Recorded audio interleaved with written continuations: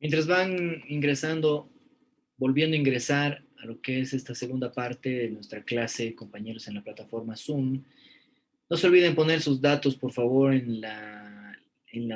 para considerar la asistencia. No se olviden, por favor. Esperemos a ver un minuto más a que puedan ingresar para no estar en cada momento admitiendo acá a los compañeros en nuestra plataforma. Esperemos a ver.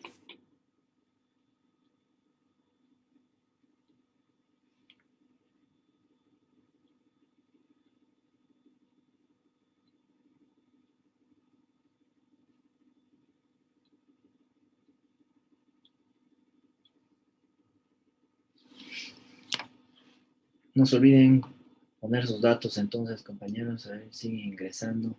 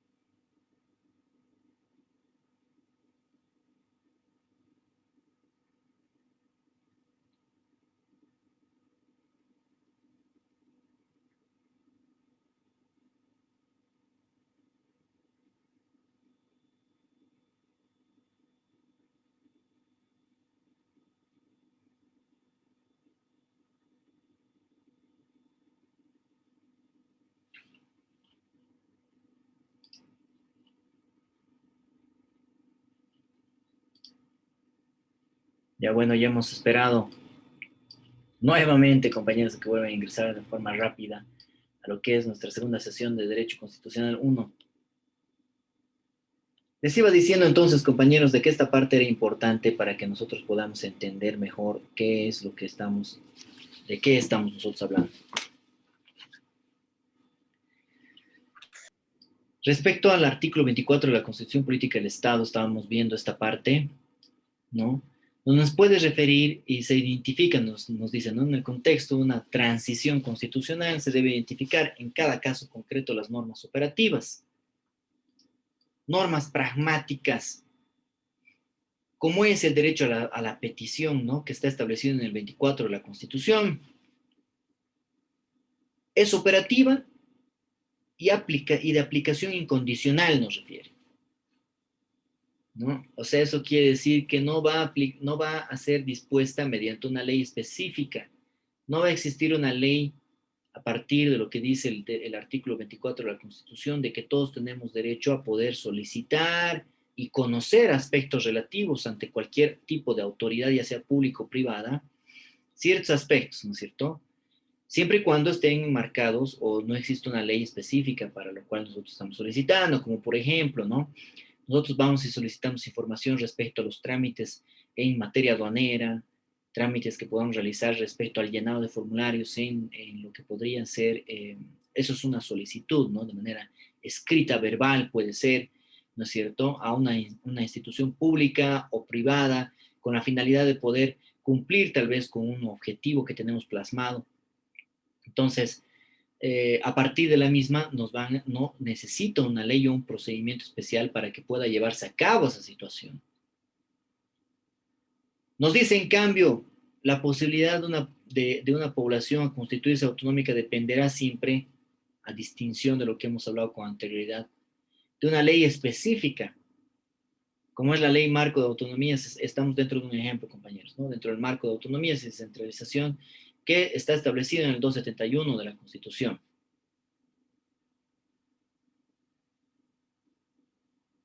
Para ese caso específico se necesita una ley marco de autonomía. El artículo 271 de la Constitución nos viene a establecer nada más, nada menos, 271, me pasaba, estaba justo por acá, ¿no? De que tiene que existir para que exista una autonomía departamental, autonomía ya sea departamental, territorial, de territorio indígena, originario, campesino, respecto a la estructura y organización del Estado boliviano, una ley específica que van a hacer de lo que nos dice la Constitución.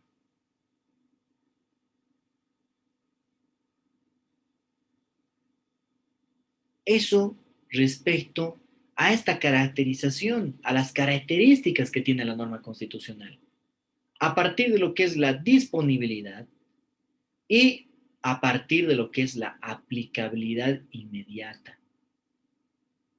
Existen dos clasificaciones, compañeros. Disponibilidad, no se olviden, imperativa, prohibitiva, facultativa.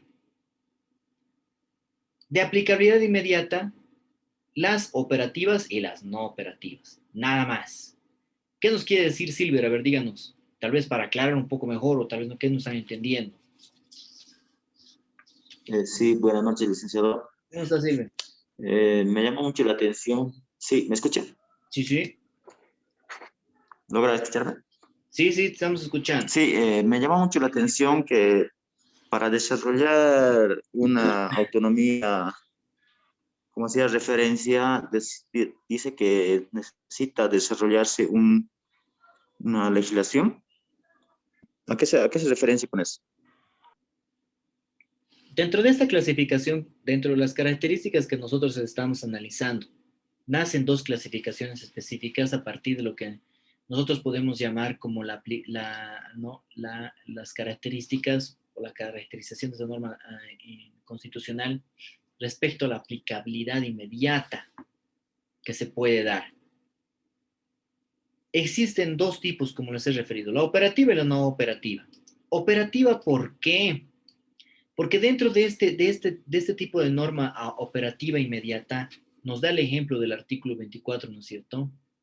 De la Constitución Política del Estado, estamos hablando operativa, porque nosotros, nos vamos a leer, ¿no? Refieren a aquellas normas de aplicabilidad incondicional para cumplimiento y ejercicio en caso de reconocer algún tipo de facultad, ¿no es cierto? Y las no operativas nos habla de una normativa específica, como nosotros estamos viendo, y que más abajo ha sido desarrollado de esta manera, ¿no es cierto? En el texto nos habla, debe identificarse dentro del caso concreto, el hecho de que el artículo 24 de la Constitución nos dé digamos, el derecho, la forma de poder ejercer, de poder realizar algún tipo de solicitud, no necesita de una norma específica, por si acaso, Silver, ¿no? Para todos los compañeros que están ahorita presentes.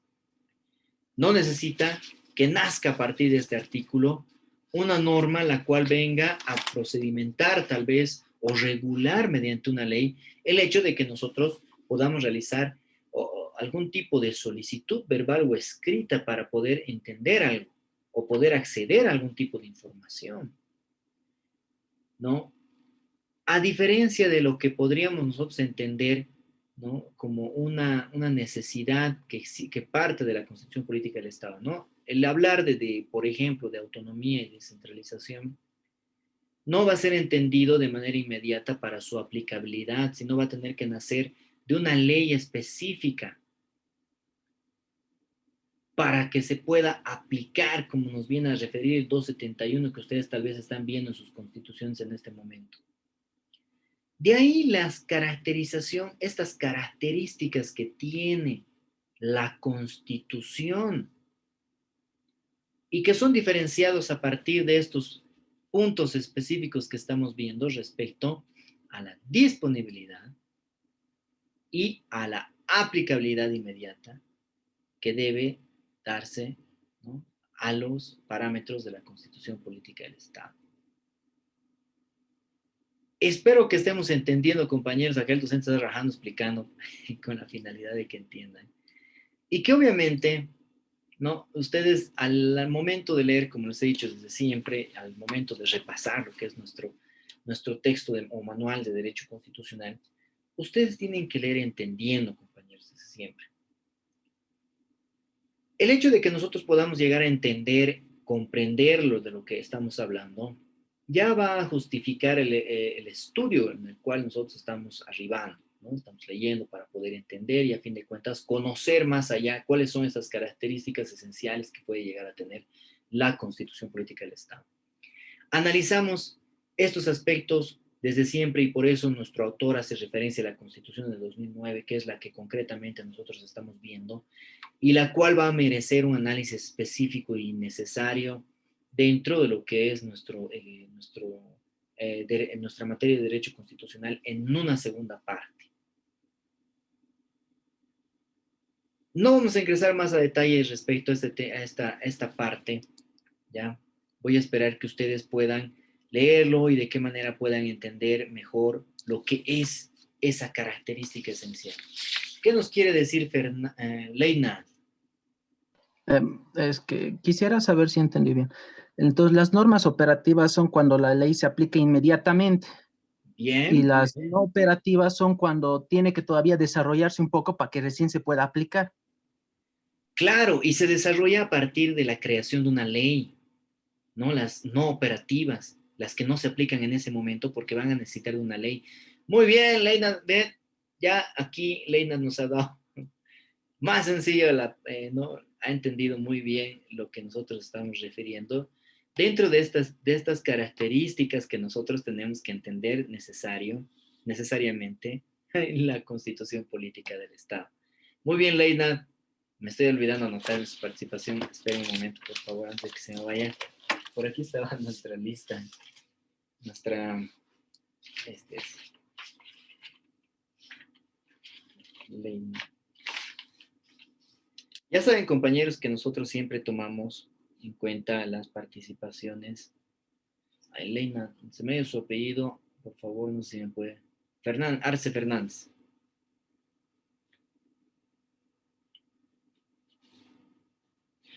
¿No? Entonces, está muy bien, compañeros, el análisis. Es por eso que nosotros tenemos que siempre tratar de leer entendiendo lo que respecta a la Constitución.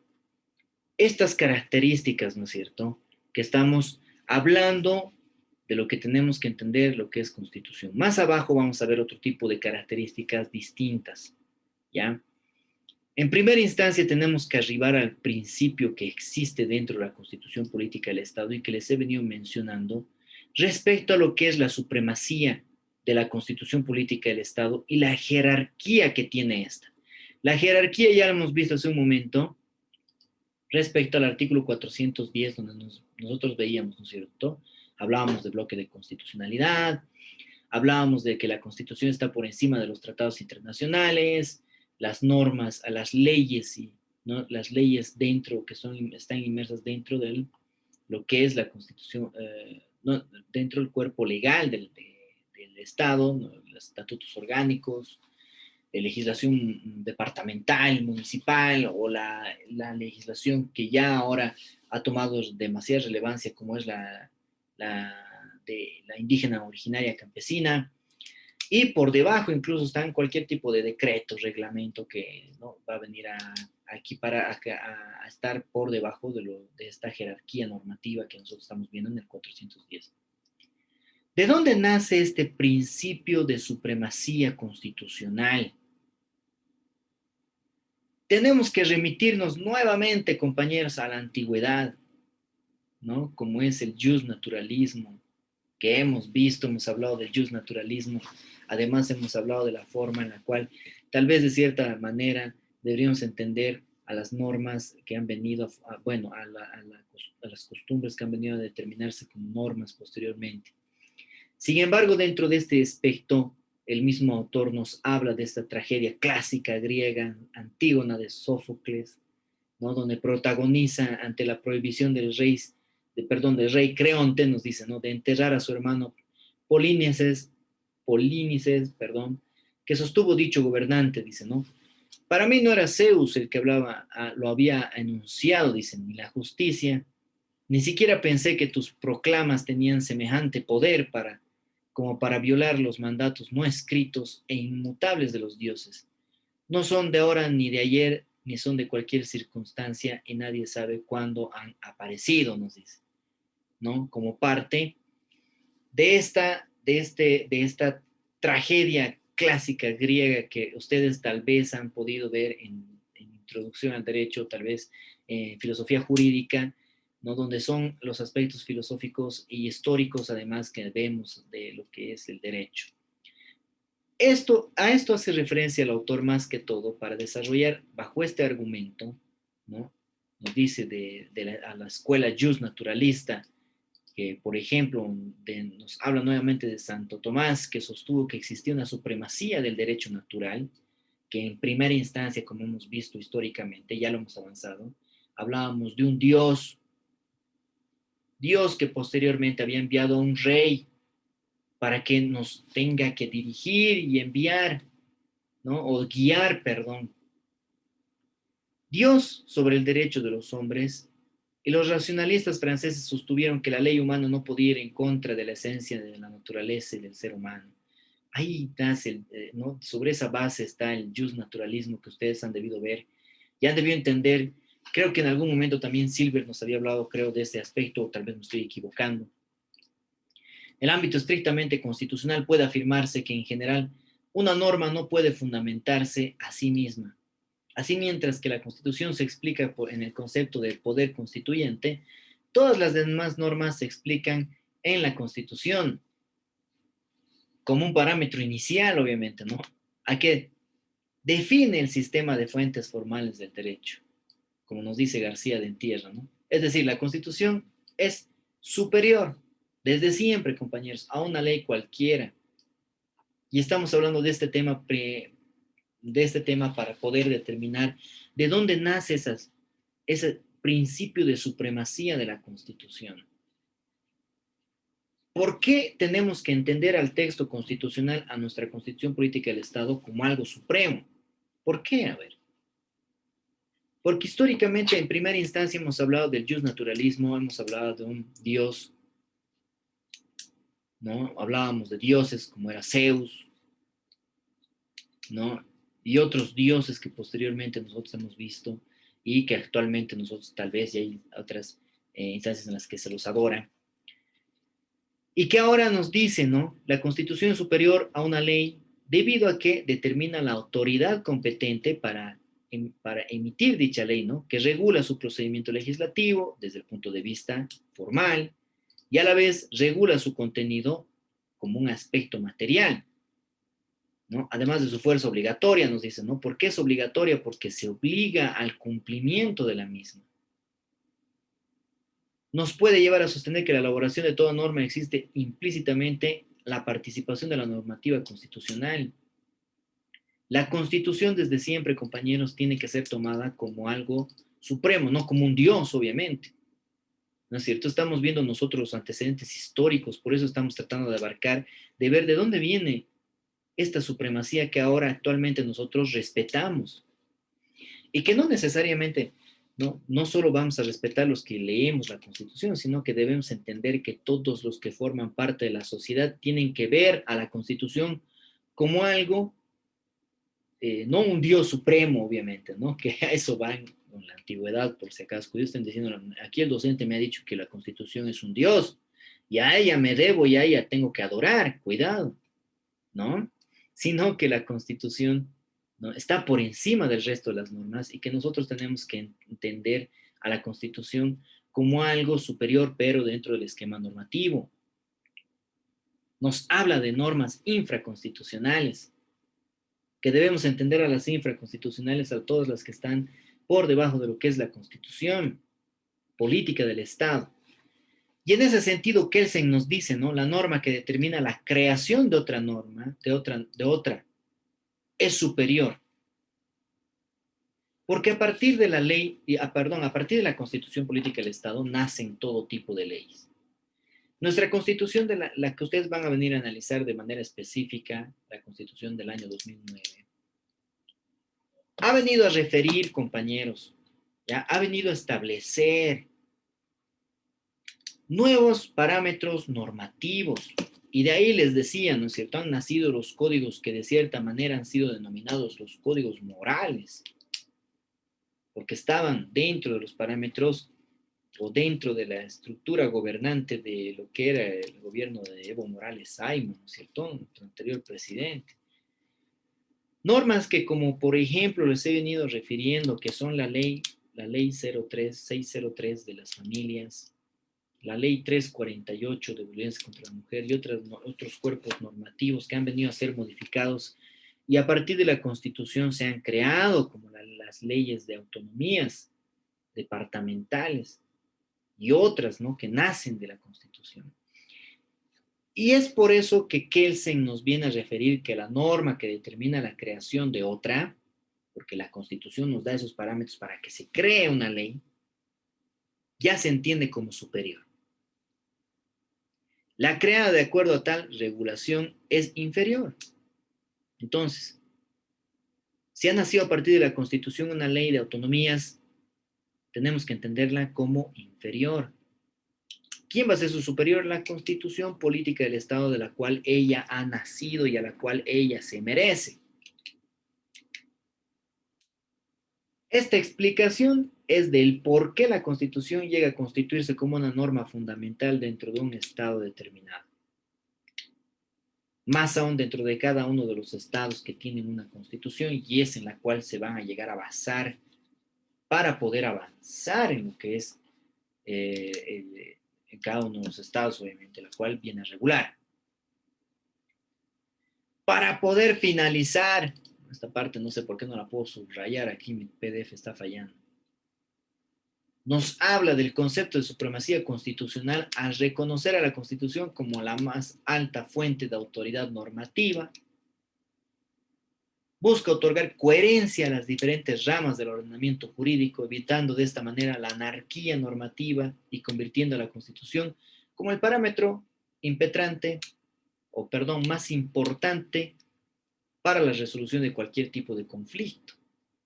Ejemplo, dice, ¿no?, entre una ley y un estatuto autonómico, dentro de un conflicto normativo, y competencial entre el gobierno central y un gobierno municipal. Características que la misma Constitución viene a diferenciar, ¿no? Viene a darles competencias distintas. No podemos confundir al gobierno municipal autónomo de Cochabamba por encima también de la regulación que puede tener el gobierno central. Estamos nosotros dentro de un Estado representativo por medio de un presidente, ¿no es cierto?, que ha sido elegido. Y en ese aspecto, obviamente, nosotros tenemos que entender que existen competencias superiores o competencias específicas de acuerdo al rango en el cual estas se encuentren. Y a eso se va. La Constitución viene a regular esos aspectos. Es la ley madre, como estaban diciendo, no la bien la confundimos como ley de leyes, como carta magna, que de manera continua los abogados clásicos, nuestros docentes anteriores nos decían, es la carta magna. Pero ese concepto nace de algo histórico, que ya ahora hemos aclarado dentro de la terminología del derecho constitucional. A partir de este principio de supremacía constitucional, bajo este principio de jerarquía normativa, se establece el 410 de la Constitución para poder determinar la supremacía del derecho constitucional y su jerarquía, además, como les he mencionado, ¿no? ¿Qué hemos dicho del 410, compañeros? Hemos visto hace un momento que nos hablaba del bloque de constitucionalidad. Nos hablaba de unos parámetros específicos mediante incisos, donde nosotros tenemos que entender en qué específico parámetro se encuentra la Constitución Política del Estado, que es el primero, ¿no es cierto?, de donde van a nacer todo el resto de las leyes. Por último están los decretos y otras normas relativas, ¿no es cierto?, que no pueden venir por encima de lo que nos da los parámetros de la Constitución Política del Estado. El artículo 410, compañeros, nos viene a hablar del bloque de constitucionalidad. ¿Por qué nos viene a hablar de este bloque de constitucionalidad? A ver, vamos a compartirles nuevamente.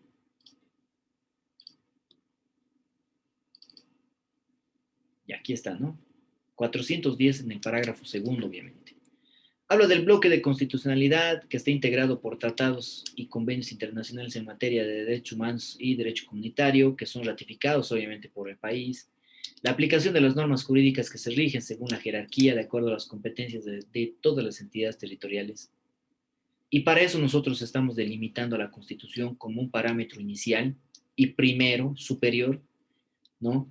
Los tratados internacionales, las leyes nacionales y los decretos y reglamentos que vienen de manera posterior. Tenemos que entender que este bloque de constitucional del cual se habla para poder definir la jerarquía, o en este caso estamos hablando, obviamente de manera inicial hemos hablado de la supremacía de que tiene la Constitución Política del Estado, y de la jerarquía normativa. Ahorita estamos viendo esa jerarquía normativa. Esa jerarquía normativa, donde estamos viendo, ¿no? Aquí, por ejemplo, si hablamos de jerarquía, por ejemplo, militar, estamos hablando de un general, ¿no? Luego, ¿qué viene? Es decir, todo ¿qué se llama? Se me, después de casi les digo un sargento. ¿Cómo se me Coronel, denomina? ¿Qué? teniente coronel, Un teniente coronel. coronel, Exacto, mayor, un no coronel, recuerdo. teniente coronel, capitán, mayor, ¿no? Mayor, perdón, antes, luego capitán, teniente, entonces de esa manera, ¿no? Entonces, de esa manera tenemos que entender este bloque de constitucionalidad, tal vez para hacérselos un poco más fáciles estoy dando. Yo sé que no viene al caso esa comparación, pero sin embargo tenemos que entender a este bloque de constitucionalidad que ha nacido del derecho constitucional francés, como nos dice nuestro mismo texto, de la Constitución francesa 1958, que habla de la adhesión de derechos humanos, habla de principios de la soberanía nacional, ¿no? Que son definidos siempre a partir de 1789, cuando se ha dado realmente su revolución, ¿no es cierto? Ya a partir de ahí ellos nos han establecido el bloque de constitucionalidad, que ha establecido normas dentro del texto constitucional, dándoles un rango a fin de utilizarse para cualquier tipo de interpretación dentro de lo que es el derecho constitucional. Y normas que vienen además a integrarse a este texto constitucional, ¿no? Como nos viene a referir, por ejemplo, el inciso segundo del parágrafo segundo, que nos habla de tratados internacionales. Sabemos que en la Constitución, bueno, que existen tratados internacionales que pueden hablarnos, quien necesariamente nos habla, ¿no? Tratados y convenios internacionales en materia de derechos humanos. Sabemos que estos convenios y tratados son y componen varios, ¿no? Varios artículos y además protocolos que son ratificados dentro de estos tratados internacionales que ustedes seguramente van a ver en Derecho Internacional 1, Derecho Internacional Público, Derecho Internacional Privado seguramente, ¿no es cierto? Que van a conformar parte del artículo 410. No necesariamente tenemos que hacer un traslado de todo el procedimiento constitucional, o perdón, de los derechos humanos, del Pacto San José de Costa Rica, pegado, copiado y pegado en nuestra constitución, sino que de cierta manera entendemos que estos van a ser respetados. Estos tratados, si son firmados, ratificados por nuestro país, van a tener que ser tratados, no van a tener que ser respetados a partir del 410. No podemos decir, no, nada que ver, ese es un tratado internacional, nosotros nos regiremos solo en la Constitución. No, no podemos referirnos de esa manera. Sabemos que dentro de este bloque de constitucionalidad, los tratados internacionales vienen a integrar parte de lo que es el texto constitucional, que no necesariamente están escritos en la Constitución, porque imagínense, estaríamos hablando de 1000 artículos de la Constitución, compañeros. Estamos nosotros yéndonos a habilitar estos tratados internacionales y a respetar esos derechos que pueden llegar a ser vulnerados, derechos humanos, a partir del parágrafo segundo, inciso 2. No, no sé si me estoy dejando entender, compañeros, aquí uno está rajando, explicando para que puedan entender mejor de lo que estamos hablando. Dentro de este bloque de constitucionalidad, el mismo texto nos habla del artículo el cual nosotros estamos viendo ahorita en este momento, 410, parágrafo segundo. Nos habla el derecho de integración, que obviamente a partir de lo que es el derecho internacional ustedes van a ver, ¿no? Además de que habla del derecho indígena originario campesino, que tiene un rango normativo inferior y no forma parte del bloque de constitucionalidad, dicen, ¿no? Asimismo, debe indicarse que forman parte del bloque de constitucional de forma implícita los principios y valores constitucionales, la jurisprudencia constitucional y los tribunales internacionales en cuanto a derechos humanos, pero, ¿no? Y también en cuanto a derecho comunitario, normas y principios denominados los jus cogens, que son normas admitidas uniformemente en la comunidad internacional, como por ejemplo los principios de buena fe, el pacta sunt servanda, el de no discriminación y otros, ¿no es cierto? Estamos viendo los tratados internacionales dentro de este inciso segundo, compañeros, porque se entiende, nos dicen, ¿no? Como todos los tratados internacionales que no sean de derechos humanos o de derecho comunitario que forman parte o integran el bloque de constitucionalidad, pero que sin embargo son ratificados por parte del Estado Nacional. Las leyes nacionales de las cuales nace esta constitución, o nacen de la constitución política del Estado, cuya característica es venir a regir para todo el estante y habitante del territorio boliviano.